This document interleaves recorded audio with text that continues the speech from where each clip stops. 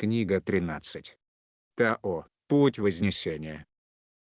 Человеческие плеядианские архетипы.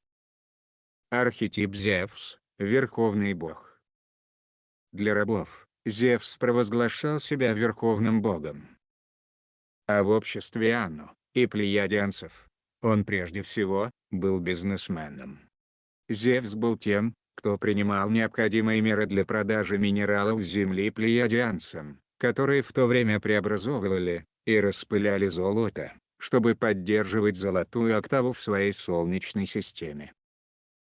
Конечно же, это неминуемо вело к истощению золотой октавы Земли, которая в результате всей горной промышленности быстро понижала вибрацию.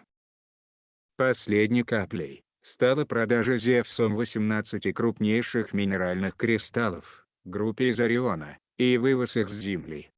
За 150 тысяч лет до этих событий, эти кристаллы были импортированы на Землю сириусианскими учеными из другого творения, с целью удерживать на месте ледяные щиты.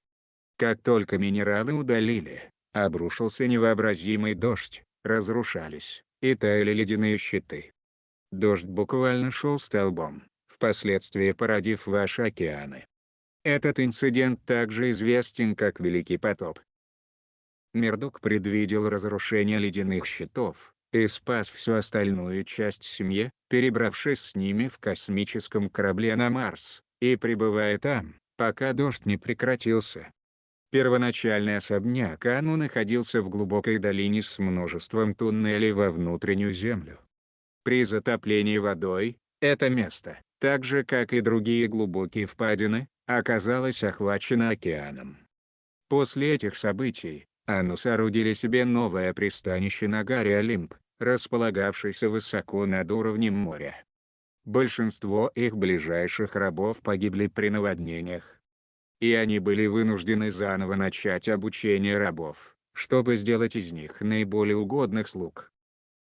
Зевс был не только бизнесменом, который сделал Анну благосостояние в плеядианских и орионских фондах, но также и мужем Афины.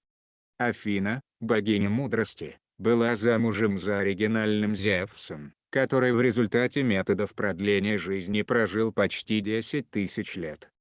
Со временем, диссонанс Земли, влияющий на их плеядианские поля, стал вызывать трение между Зевсом и Афиной. К тому же, Зевс часто изменял ей, что являлось одним из постоянных центров их разногласий. Он удерживал тип сексуальной энергии, которая не могла протекать на Земле плавным образом, что в свою очередь приводило к постоянной привязке энергии в области паха. Последнее обстоятельство вызывало у Зевса необузданный сексуальный аппетит. Насколько известно, Зевс умел ловко загонять в угол красных женщин и досаждать им своими ласками до тех пор, пока у них не возникало собственное страстное желание, которым бы они наслаждались. Спустя время из-за таких союзов было рождено более чем 180 детей. В сфере интересов рабов, в период их раннего размножения, Зевс создал для себя место сексуальных развлечений. Иннан обучала женщин-рабынь тем способом, которыми бы они доставляли Зевсу удовольствие. Все это скрывалось от Афины, однако Инанна чувствовала, что понимает Зевса исходя из собственного опыта в поисках ряда любовников-рабов. Зевс в ту пору бывало надолго исчезал, чтобы праздно проводить время в оргиях любовниц-рабынь, удовлетворявших все его фантазии в области секса.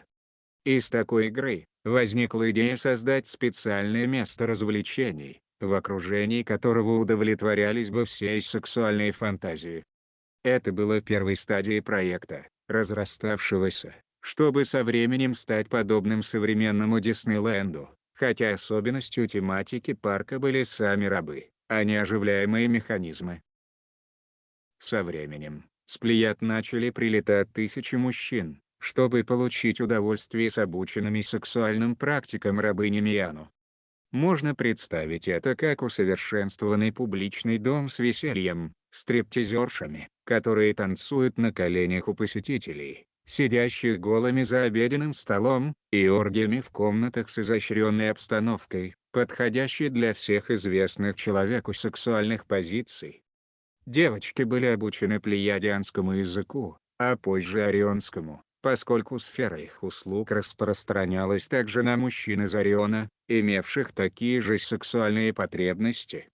Зевс не имел особого успеха у плеядианских женщин, которые могли бы прилетать и осуществлять любые свои сексуальные фантазии с мужчинами-рабами, хотя время от времени там и бывал случайный женский посетитель. Сексуальный тематический парк прекратил свое существование при возникновении океанов, после чего Зевс устремил свои взгляды на другие интересы, не став заново восстанавливать свое сексуальное место отдыха и развлечений. Почва, хранившая в себе эти записи, находится сегодня на юго-западе США и в Лос-Анджелесе, что может быть ответом на вопрос, почему Диснейленд сформировался именно в этом регионе. Ибо это обусловлено грезой, связанной с событиями давно минувших дней. В конце концов, Зевс расторг брак с Афиной и женился на Гестии. Гестия, богиня домашнего очага, не получала от секса никакого удовольствия.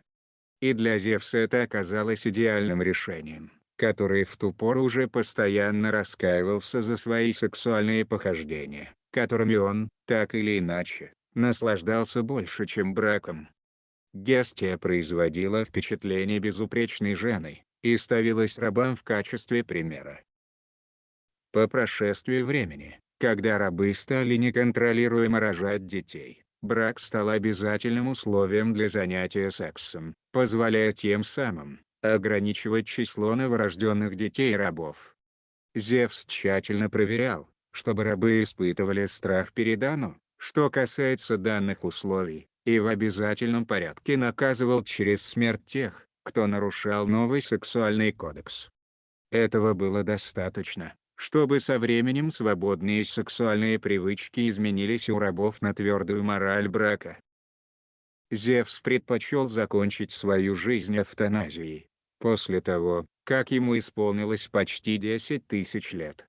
Зевс продлевал свою жизнь не только через сексуальную энергию, но также шел на питье крови рабов, как эликсир жизни.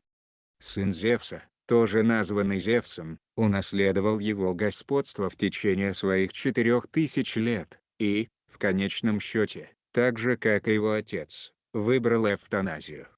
Зевс-2 женился на другой Афине, остававшейся преемницей после смерти оригинальной Афины, разворачивая с нею те же отношения, что и его отец с первоначальной Афиной. Однако Зевс-2 не женился на преемнице Гестии, поскольку Гестия была его матерью. Зевс-3 был сыном Зевса-2 и Афины-2. Зевс-3 следовал за своим отцом и прожил свои 4000 лет. Он также закончил жизнь через эвтаназию, но при этом оставшись на Земле.